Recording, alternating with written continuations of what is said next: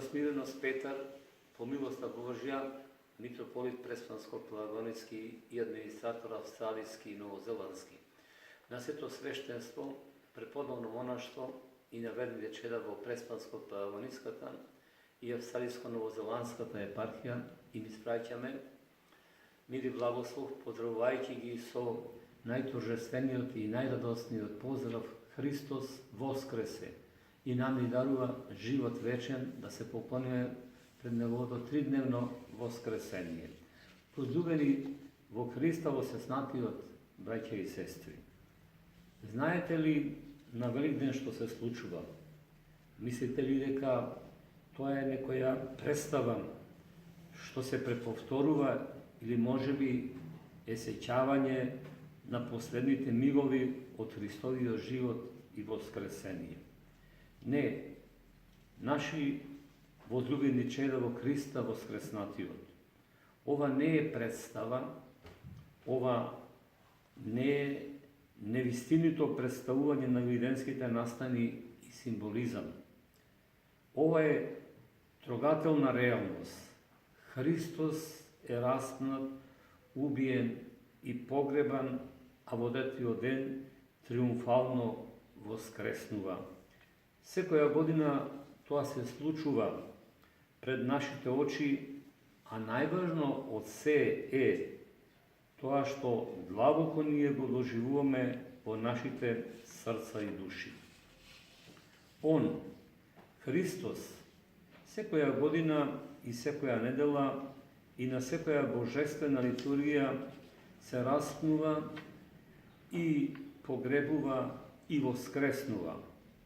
Колку ние ќе заедничариме во воскресенската радост, тоа зависи од нас самите. Нашата основна христијанска цел е да се издигнеме до мерата Христова и по нашата физичка смрт да се воскреснеме заедно со нашиот Спасител на патот кон вечниот живот. Воскресението е библиска тајна која со векови е сокривана во Стариот Завет, а конечно е објавена на светот во Новиот Завет со воскресението на Богочовекот Исус Христос од мртвите. Истината и реалноста за Христовото воскресение е проверена и утврдена од страна на самите очевидци, Мајката Божја, жените мироносици, апостолите и верните. Христовите апостоли не поверувале лесно во Христовото воскресение, туку напротив го провериле искуствено, претходно, сомневајќи се. Тоа може да се потврди и со Христовите зборови: ќе го удрам пастирот и овците ќе се разбегаат. Апостолите се сомневале во Христовото воскресение и не само за себе, туку и за сите луѓе од сите времиња, дури и за целата човечка природа воопшто. Христос, нашиот Бог, откако беше распнат на крстот и на него се го прикова гревот на целиот свет, умре, слезе во длабочините на адот, потоа, издигнувајќи се од адот повторно со душата, влезе во своето пренепорочно тело и во миг воскресна од мртвите. На истиот тој начин и ние сега, оставајќи го овој свет и неговите суети при исповедувањето на страдањата Господови, влегуваме во гробот на покајанието и смирението. Ете, и самиот Он слегува од небесата и влегува во нашето тело како во гроб, се соединува и со нашите души и ги воскреснува нив, душите мртви по суштина заради гревовите. И воскресувајќи ги дарува благодат да се гледа славата на ова таинствено воскресение. Мили наши духовни чеда, Словото светло Христово воскресение. Великден се нарекува празник над празниците, торжество над торжествата и победа над победите. Зошто? Затоа што со него се победени двата најголеми непријатели на човекот, гревот и смртта. Во Христа воссезнатиот сега целото човештво може да ја совлада порано неотклонливата препрека на патот кон слободата, рајот. Препрека која никој никогаш претходно не успеал да ја совлада, ниту возвишената мудрост на научниците и философите, ниту префинетоста на уметниците и писателите, ниту моќта на дипломатските вештини на властодржците. Неа единствено ја совлада Христос. Он го возвиши човештвото до божествена слава. Он го уништи сето она што нам ни го препречуваше патот да постанеме христоносци, т.е. богови по благодат. Непосредно пред крстните страдања во последната беседа со учениците Христос рече: нова заповед ви давам, да се љубите едни со други. Во што е суштината на ова нова заповед?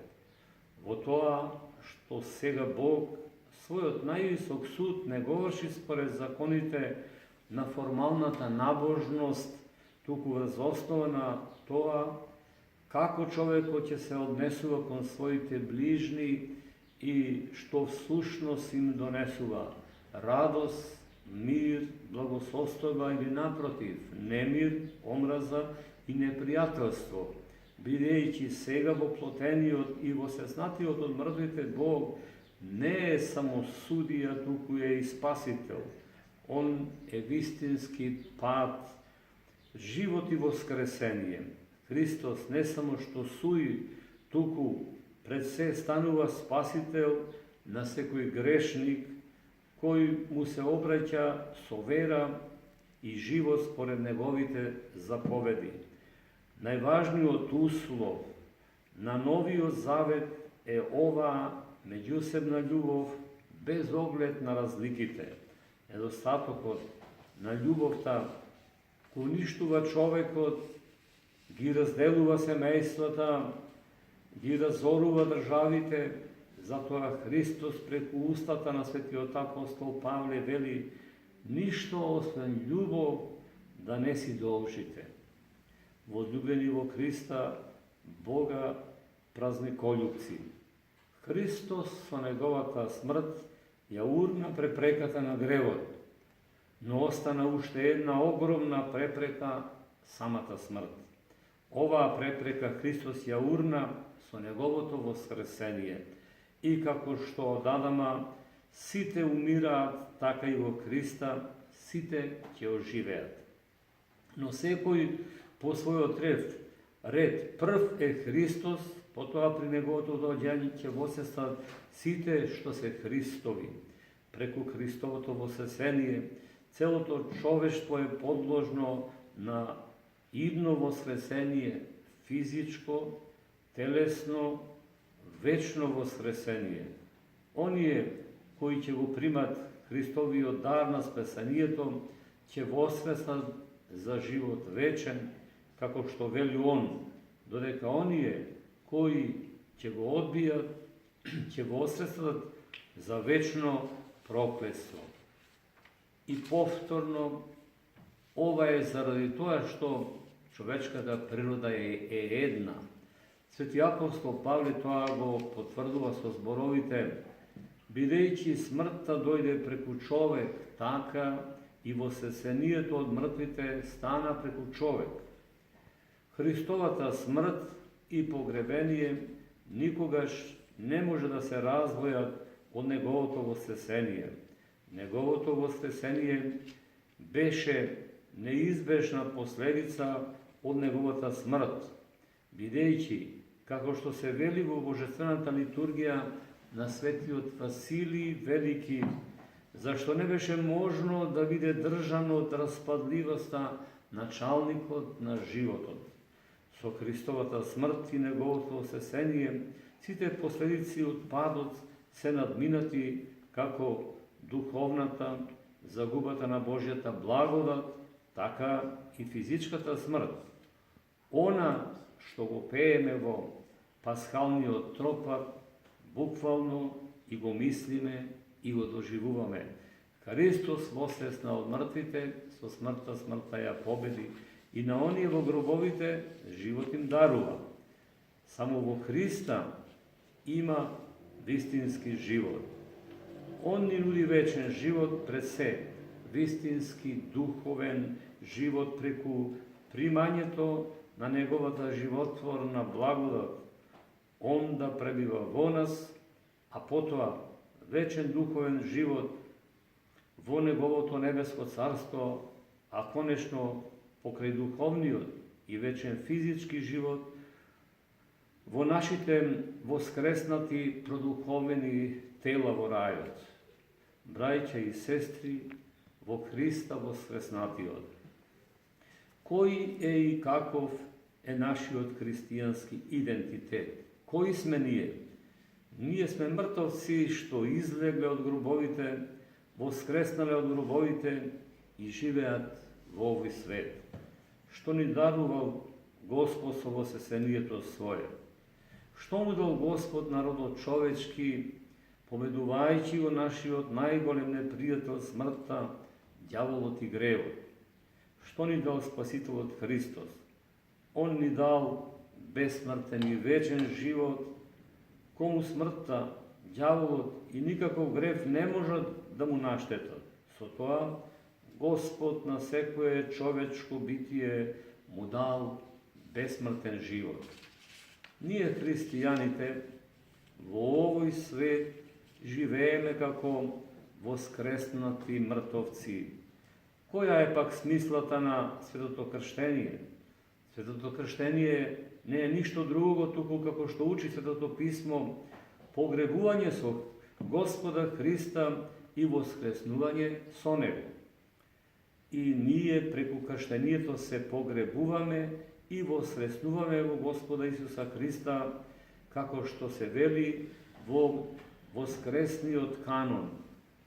Вчера со тебе се погребав, Христе, а денес со тебе воскреснувам. Да, воскреснувам со тебе, Господи. Тоа е христијанинот. Браќа и сестри, празниколюбци во Христа воскреснатиот. Сите ние по крштевањето и миропомазанието сме потопени во потполна полнотата на божествениот живот.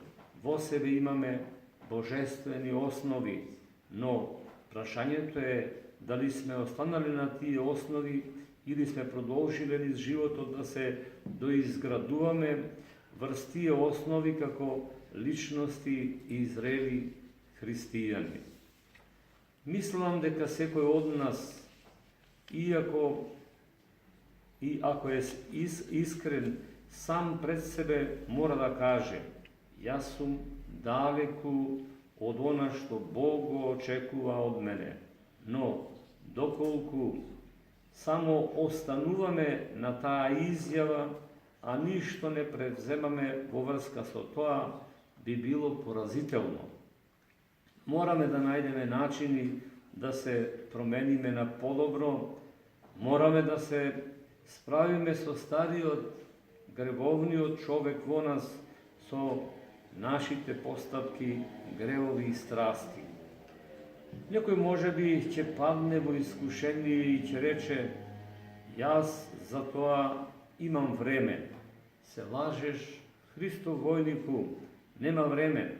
Самиот Христос не опоменува: бидете будни и молете се за да не паднете во искушение.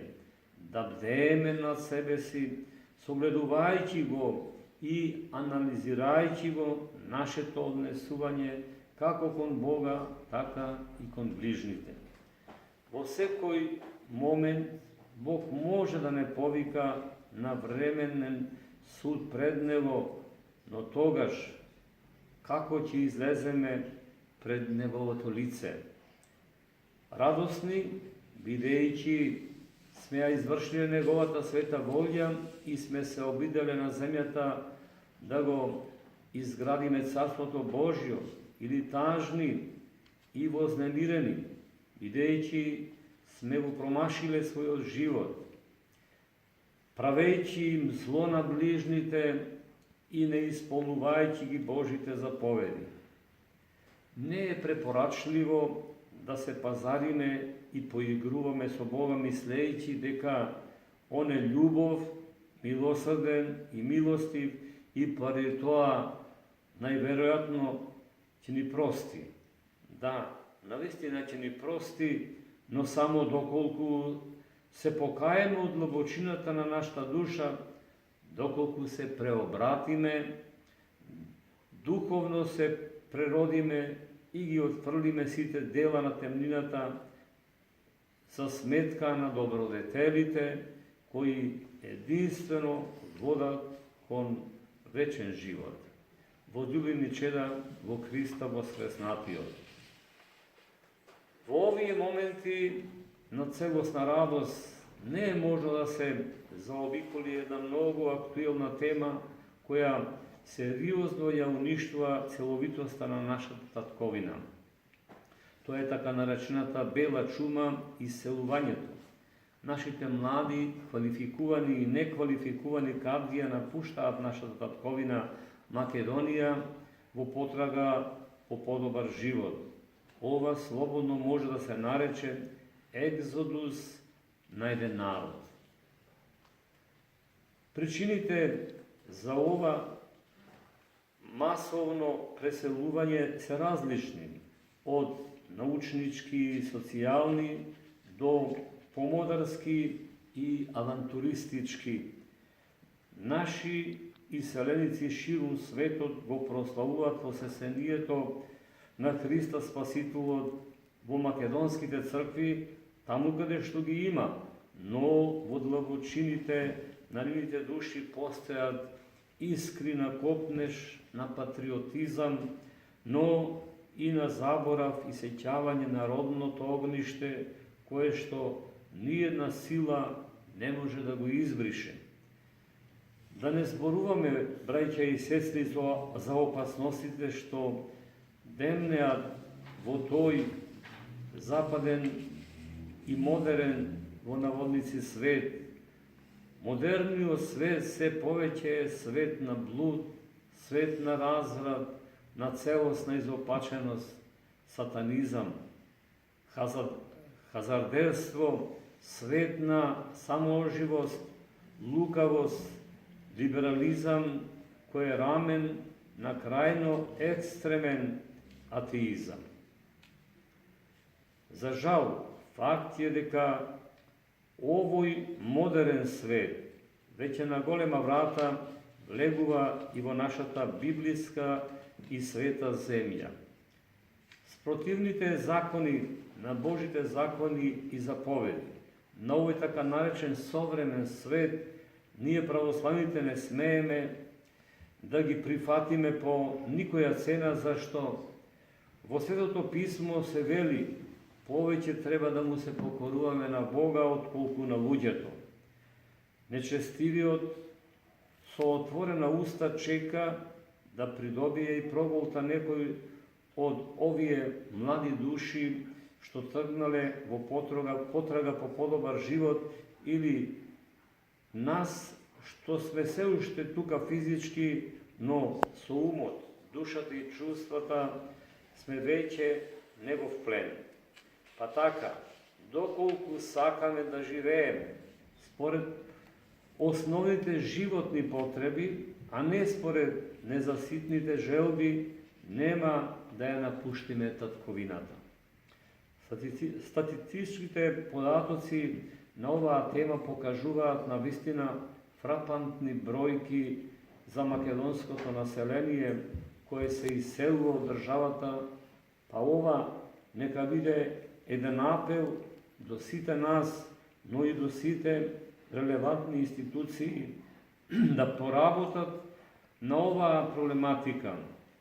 Ние како црква, коренети во зародишот на ова мало парче земја што ни остана, да се впрегнеме и извршиме коренита преродба на духовен план, односно постојано да укажуваме и апелираме на превреднувањето на духовните вредности.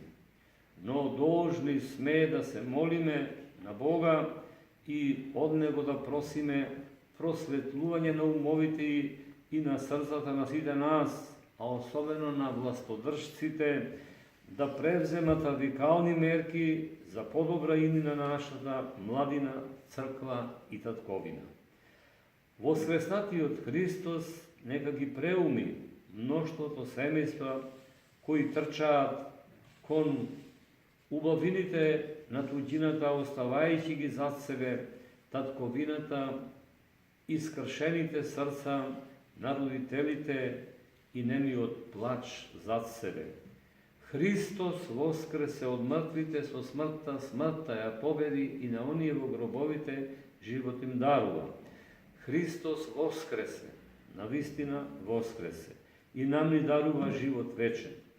Ваш постојанен молитвеник пред воскреснатиот Христос, митрополит Преспанско-Пелагониски и администратор австралиски и новозеландски, нашата смиреност Петар, во летото Господово 2019.